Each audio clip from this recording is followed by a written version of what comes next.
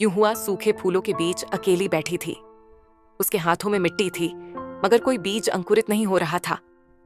चारों ओर वीरान जंगल, मुरझाए पत्ते और हवा में एक भारीपन। यूं हुआ धीरे से बोली, मैं हर दिन इन्हें जगाने की कोशिश करती हूँ, पर शायद अब ये मुझसे डरते हैं।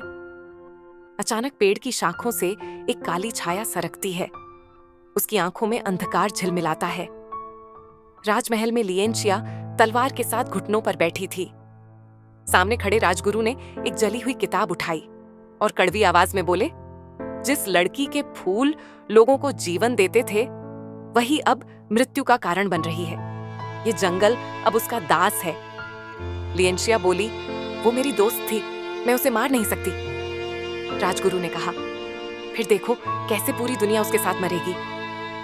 झील के किनारे यूं हुआ बैठी थी, उसके पैर पानी में। लिएनशिया चुपचाप झाड़ियों से बाहर आई।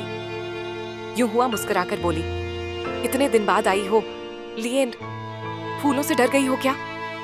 लिएनशिया ने कहा, डर फूलों से नहीं, उस अंधेरे से है जो अब तुम्हारी आंखों में पल रहा है। यूं हुआ धीरे से बोली, तो तुम भी बाकी सबकी तरह मुझे मारने आई हो? लिएनशिया ने कहा, काश मैं कह सकती कि नहीं। अचानक यूं हुआ की आंखें चमकने लगी। झील का पानी भाप बनकर उड़ने लगा। बेलें जमीन से उठी और हवा में नाचने लगी। और अचानक यूं हुआ कि आवाज बदल गई, तुम्हारे फूल झूठे थे लिएन, मेरी जड़ों से अब सिर्फ अंधेरा फूटेगा।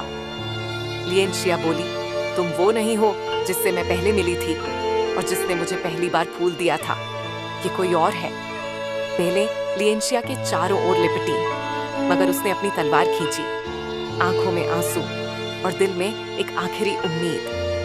लिएनशिया कांपती आवाज में बोली, अगर तुम्हें मारना ही तुम्हें बचाना है, तो मैं वो दर्द भी झेल लूंगी।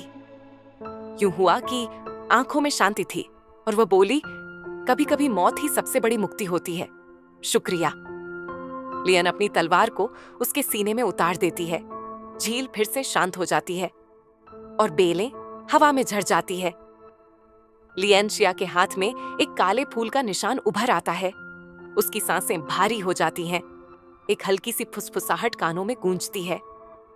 अचानक यूं हुआ की आवाज सुनाई देती है, मैं मरी नहीं लिएन, मैं अब तुम्हारे अंदर हूं।